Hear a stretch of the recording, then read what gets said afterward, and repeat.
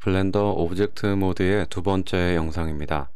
이번에는 뷰포트에서 화면을 좀 더 편리하게 사용하는 방법을 설명드리겠습니다. 현재 화면에는 5개의 오브젝트가 보이는데요. 뷰포트의 화면을 이리저리 돌리면서 물건들을 배치하다 보면 어느 쪽이 앞쪽이고 어느 쪽이 뒤쪽인지 헷갈리는 경우를 자주 경험하시게 될 것입니다. 그래서 블렌더는 앞뒤 좌우를 정해서 사용하고 있는데요. 상자를 중심으로 현재 둥근 공의 위치는 앞쪽이라고 말할 수 있습니다. 그럼 실린더 모양은 상자 뒤쪽에 위치하고 있고 왼쪽에는 원뿔이 있으며 오른쪽에는 원숭이 얼굴 모양이 있게 됩니다. 이렇게 말할 수 있는 이유는 뷰포트 우측 위에 XYZ로 구성된 아이콘에서 현재 각각 XYZ가 가리키는 이 방향들을 보고 알 수 있습니다. 가급적이면 현재의 각각 XYZ가 가리키는 방향들의 모양을 기억해 두시면 편리합니다. 자, 이번에는 키보드의 오른쪽 위에 숫자 7을 눌러보겠습니다. 그러면 화면이 바뀌면서 위에서 내려다보는 뷰가 되는 것을 알 수 있습니다. 뷰포트 좌측 상단에는 탑이라는 작은 글자를 확인할 수 있고 이때 화면 아래쪽이 앞쪽이 됩니다. 자, 이번에는 아까 기억해둔 XYZ 아이콘 모양대로 마우스를 움직여서 다시 화면을 원근 방향으로 보게 해줍니다. 이러한 방식으로 몇 가지의 방향을 좀 더 알려드릴 예정입니다. 그럼 이번에는 키보드 우측에서 숫자 1을 눌러봅니다. 화면이 바뀌면서 정면으로 보는 화면 뷰가 되었습니다.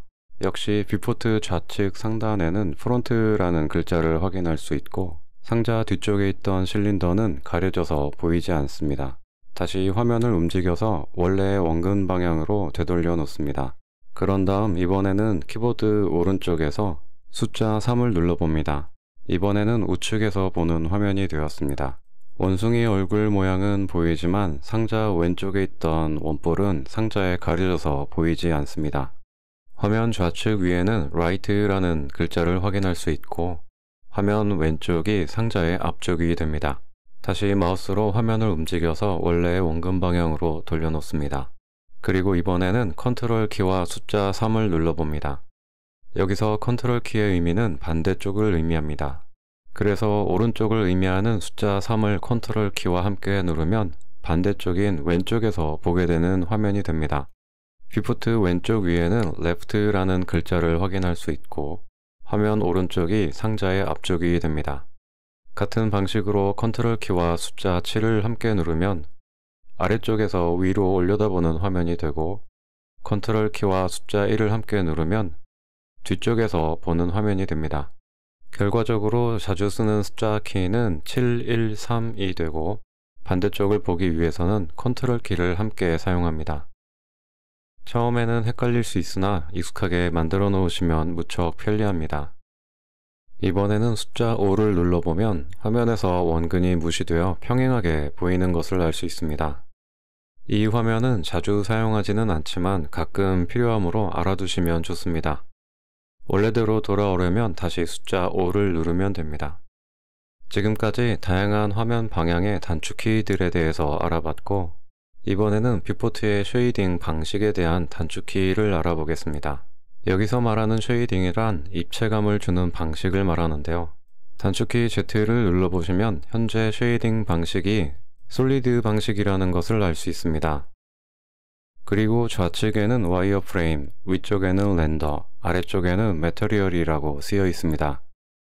이 4가지 쉐이딩 방식들은 뷰포트 우측 상단에서도 선택할 수 있는 아이콘들이 있습니다.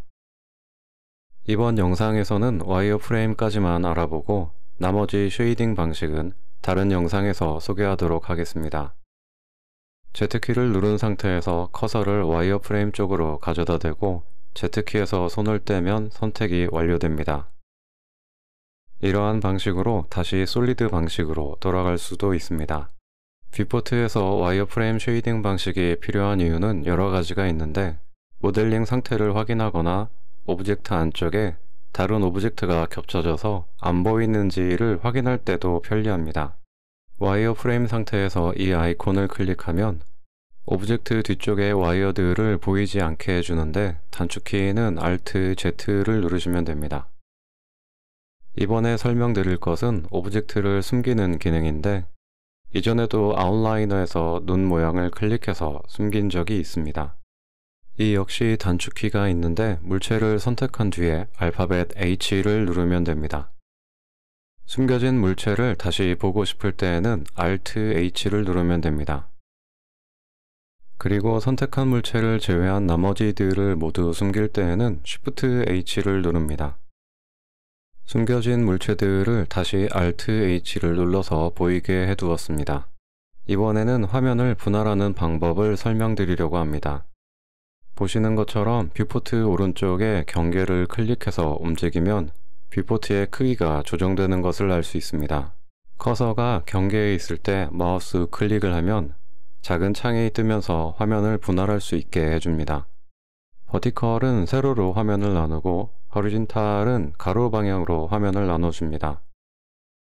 먼저 버티컬을 선택해서 화면을 세로로 나누기 위해 위치를 정해줍니다. 정해진 위치에서 화면이 세로로 나뉘는 것을 볼 수 있습니다. 보통은 이렇게 나뉘어진 화면 중에 하나를 탑뷰나 사이드뷰를 선택해줍니다. 보시는 것처럼 물체를 이동하면 두 화면에서 동시에 움직이는 것을 볼 수 있습니다. 이번에는 화면 왼쪽을 가로로 나누기 위해서 호리존탈을 선택하고 위치를 정했습니다. 역시 화면이 나뉘었고 아래쪽의 뷰를 단축키를 눌러서 프론트 뷰로 바꿨습니다. 이렇게 뷰포트를 여러 개를 쓰는 이유는 입체적인 모양을 직관적으로 보면서 작업하기 위해서입니다. 그런데 각 뷰마다 툴바가 반복적으로 있는 것을 알 수 있습니다. 툴바는 하나만 있어도 충분하기 때문에 단축키 알파벳 T를 눌러서 없애 보겠습니다.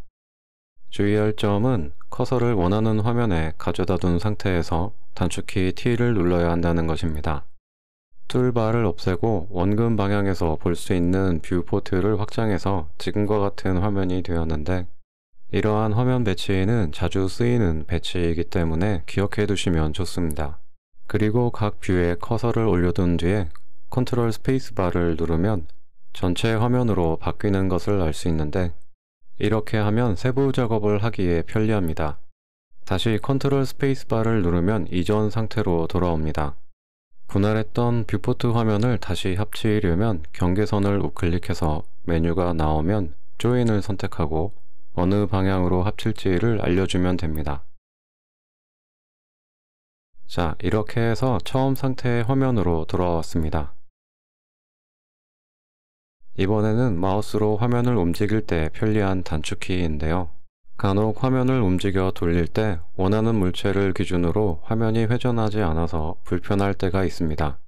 이럴 경우에는 원하는 물체를 선택하고 키보드 우측에 숫자 키보드 안에 있는 마침표를 눌러줍니다. 그러면 선택한 물체가 화면 중앙에 오게 되고 화면을 회전할 때에도 물체 중심으로 회전하는 것을 알 수 있습니다. 마지막으로 기본적으로 생성된 물체의 둥근 면들은 다소 딱딱하게 표현되고 있는데요. 물체를 선택한 후에 마우스를 우클릭해서 메뉴 창이 뜨게 합니다. 위에서 세 번째 쉐이드 플랫이 현재 물체를 딱딱하게 보여주는 방식인데 위에서 두 번째의 쉐이드 오토 스무스를 선택하면 물체를 부드럽게 만들어주는 것을 알 수 있습니다. 다시 원래의 딱딱한 평면으로 돌아오려면 원하는 물체를 선택한 후에 세 번째의 쉐이드 플랫을 선택해주면 됩니다. 지금까지 오브젝트 모드에서 가장 기본적인 사용 방법들에 대해서 설명을 드렸습니다. 세부적으로는 아직 많은 옵션들이 있지만 이제까지의 설명으로도 작업을 하시는 데에는 큰 지장이 없으실 겁니다. 다른 옵션들과 기능들은 차후에 다른 영상에서 다시 소개하도록 하겠습니다.